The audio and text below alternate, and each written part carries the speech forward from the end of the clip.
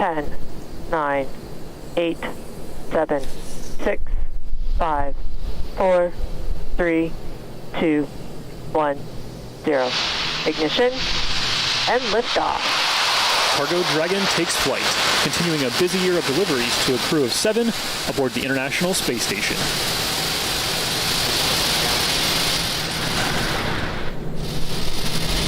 Stage 1 chamber pressure is nominal.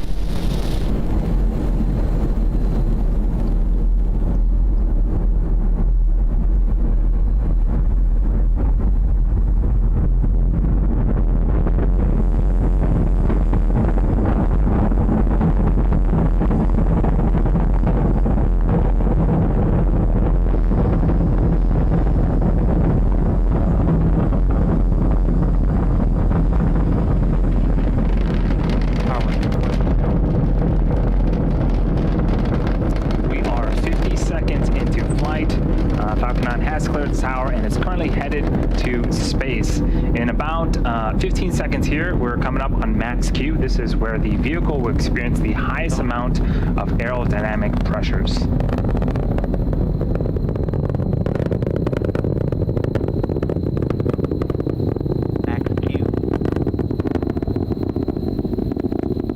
And there was the call out for max Q. We actually throttled down the Merlin engines in preparation for that event. Coming up are 5 more events in rapid succession. Main engine cutoff, stage separation, first stage flip, second engine start 1, and then the boost back burn on this first stage will begin. Main engine cutoff, also known as MECO, is where all 9 M1D engines on the Falcon 9 first stage will shut down. This is followed by stage separation, or the separation of the first and second stages. From there, the first stage will flip to prepare for re-entry and landing a few minutes later, and the Merlin vacuum engine on the second stage will ignite to boost Dragon to low Earth orbit, and that's also known as SES-1. The first stage will then begin its boost back burn. That is the first of 3 burns needed to land on our drone ship today. The first of those 5 events, main engine cutoff, is coming up in about 10 seconds.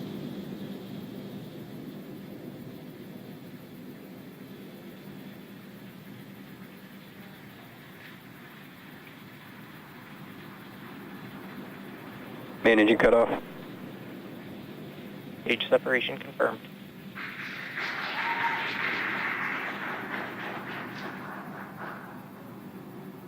Invac ignition.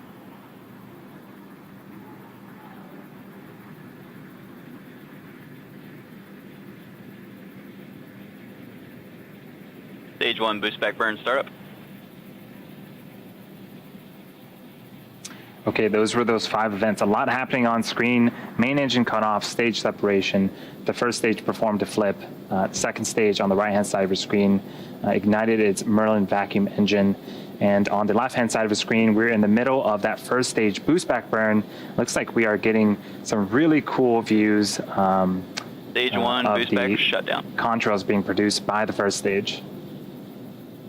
And that was the call out for the successful completion of our first of 3 burns on the first stage. So if you're just joining us, you're watching a live webcast of the 23rd commercial resupply mission to the International Space Station for NASA. This is SpaceX's 21st mission this year, and this is the cargo configuration of our Dragon spacecraft. Acquisition of signal at Bermuda. You might be interested to know, in order to get into space, the rocket has to do more than just go up. It actually has to go sideways really, really fast. At liftoff, gravity is pulling straight down the rocket, and as we ascend, we tilt the engines. That turns the rockets horizontally. Now, we're still going up, but we're also heading horizontally away from the launch pad in what we call a gravity turn. The rocket typically needs to go about 7.5 kilometers per second, or 17,500 miles per hour horizontally, in order to avoid being pulled back down to Earth and get into orbit.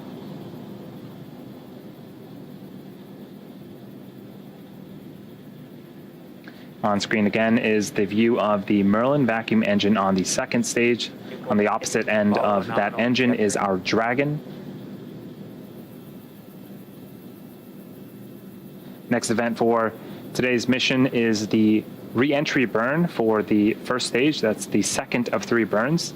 This is where 3 of the Merlin engines will reignite, and this helps to slow down the stage as it re-enters the upper parts of the Earth's atmosphere.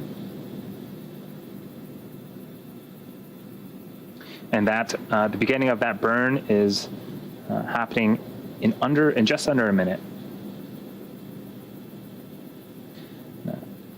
Seems like we've lost the video footage of the first stage. Hopefully we can get it back in order to see that re-entry burn. But on the bottom left-hand side of the screen is a speedometer of sorts tracking the velocity of the first stage. As we begin that second burn, watch for that speed to slow down, and definitely once we hit the denser parts of the atmosphere, we'll start to see the speed slow down quite significantly.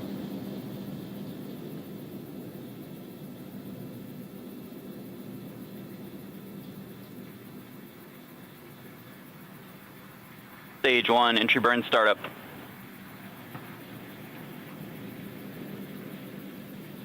And there is the beginning of the entry burn. 3 Merlin engines have relit and are currently slowing down the first stage. Stage 1, entry burn shutdown.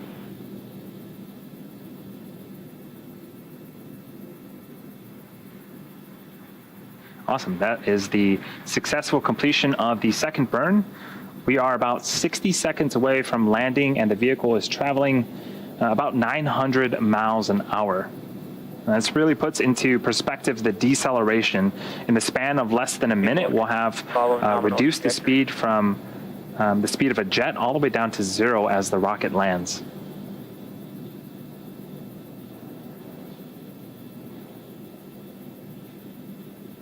And again, this is our brand new drone ship, a Shortfall of Gravitas. This is going to be the first time that we are making a landing attempt on it, and it's currently perched out in the Atlantic Ocean waiting for that first stage booster to return to it.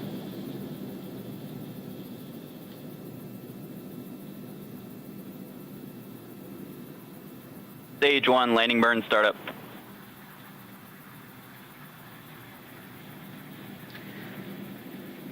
A single engine, the center engine, engine number 9, has relit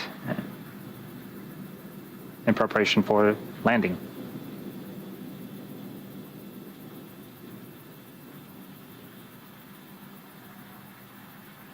Stage 1, landing leg deploy.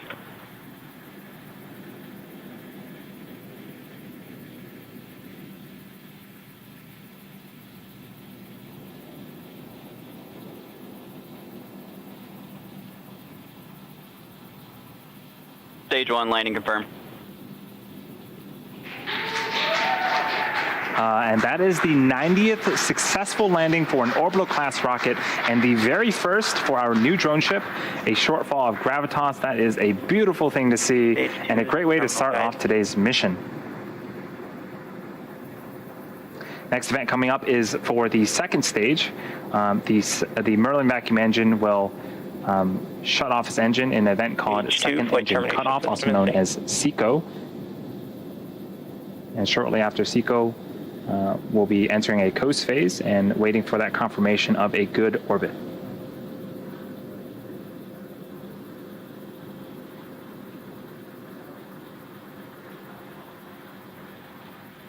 SECO.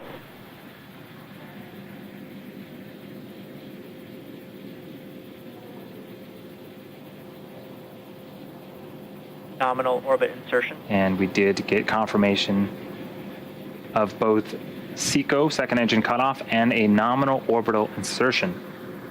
Now, the second stage has one last major task, and that is commanding separation of Dragon a couple of minutes from now. Again, this is the second flight for this particular Dragon and the first reuse of our upgraded cargo vehicle. We should have video of Dragon separation from the top of the second stage. It'll give us a nice view into Dragon's unpressurized cargo trunk.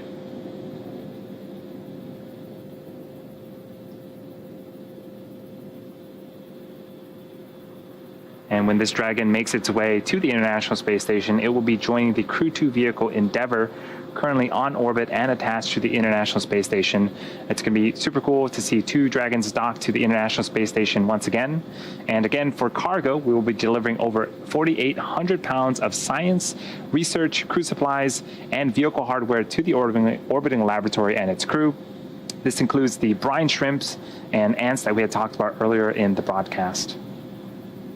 Now, the science and research being done in microgravity on the International Space Station has benefited our lives here on Earth for decades. What's really cool is that our new Cargo Dragon vehicle is also able to act as a laboratory in the advancement of this science and research. We call this capability Extend the Lab. It allows some powered payloads to remain on Dragon for experimentation during the duration of the mission. This is especially helpful when there is limited to no space on station for additional science, and it also helps cut down the amount of time the crew has to move payloads in and out of Dragon. For CRS-23, there are 3 Extend the Lab payloads launching with the mission, and once docked, a 4th, which is currently already on the space station, will be added to Dragon. So we are about a minute away from that separation from Dragon from the second stage. For now, we are enjoying some views of the second stage Merlin vacuum engine. We can talk a little bit about the upgrades that have been made to Dragon. The first is solar arrays. Typically after separation, we wait for solar arrays to unfurl from Dragon. This upgraded Dragon has been redesigned, and the solar arrays has its panels built into the trunk section itself, providing power during flight and while on board the station. Another upgrade is how we dock. Before, we needed Dragon to be berth, which is where a robotic arm from the International Space Station reaches out and grabs Dragon and will attach it to the International Space Station. Now, Dragon can autonomously dock using a centerline camera and LiDAR, which is an acronym for light detection and ranging. And so this autonomous docking sequence is what Dragon will go through in the short future as it continues to make its way towards the International Space Station. Separation confirmed. And that is a great view of Dragon separating from the top of the second stage.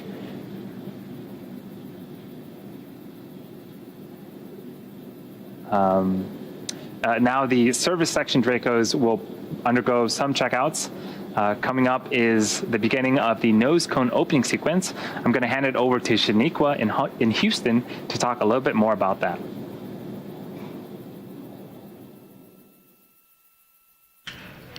Thanks, Andy. Everything is still going well back here in Houston and Mission Control Houston. Right after Dragon separated, it began a series of automatic checkouts, including some small firings of the Draco maneuvering thrusters. The next milestone is the nose cone deploy. The nose cone protects the docking hardware and rendezvous and tracking elements on top of Dragon during ascent. The nose cone deployed uncovers the 4 forward bulkhead thrusters, which Dragon will use for its major burn maneuvers to catch up with the space station. Once open, the nose cone will stay in that position until the very end of its mission, closing prior to re-entry to provide some additional protection to that same hardware during re-entry.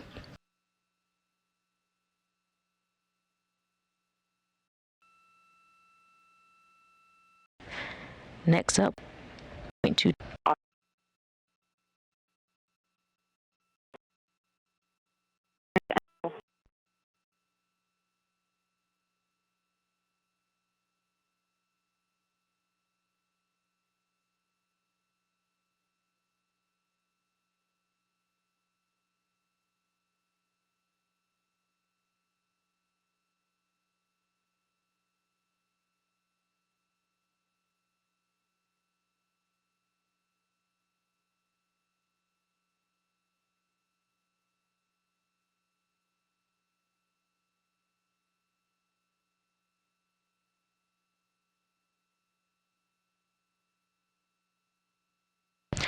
And Cargo Dragon has resumed its approach to the International Space Station.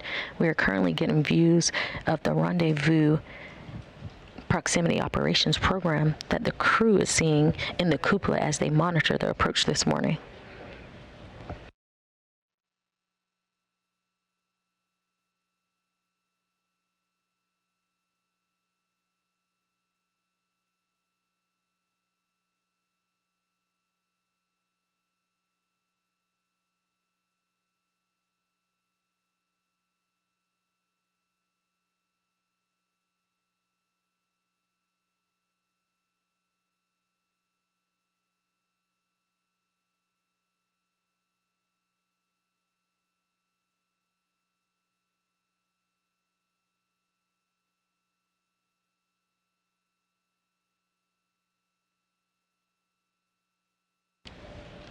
Cargo Dragon just under 11 meters away from the International Space Station.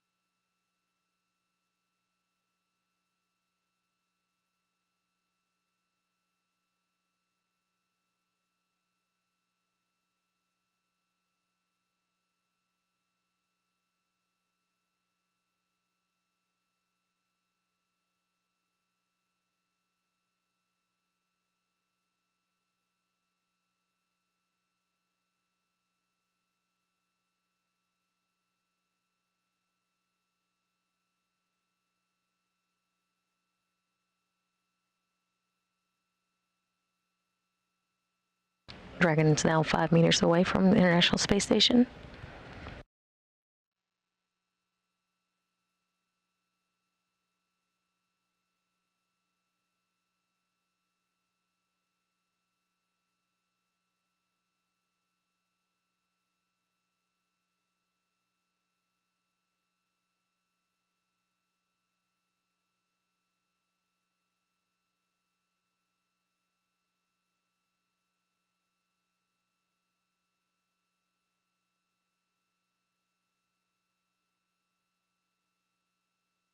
Cargo Dragon is 2 meters away from the International Space Station.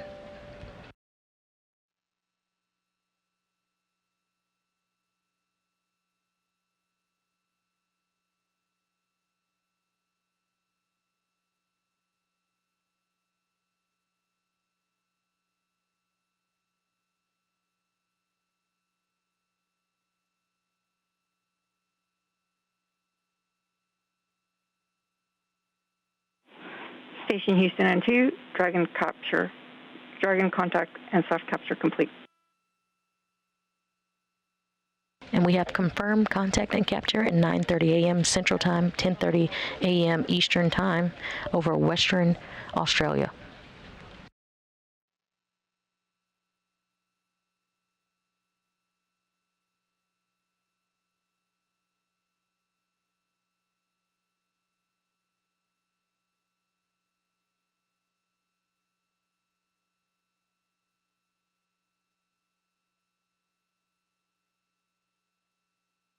Drive to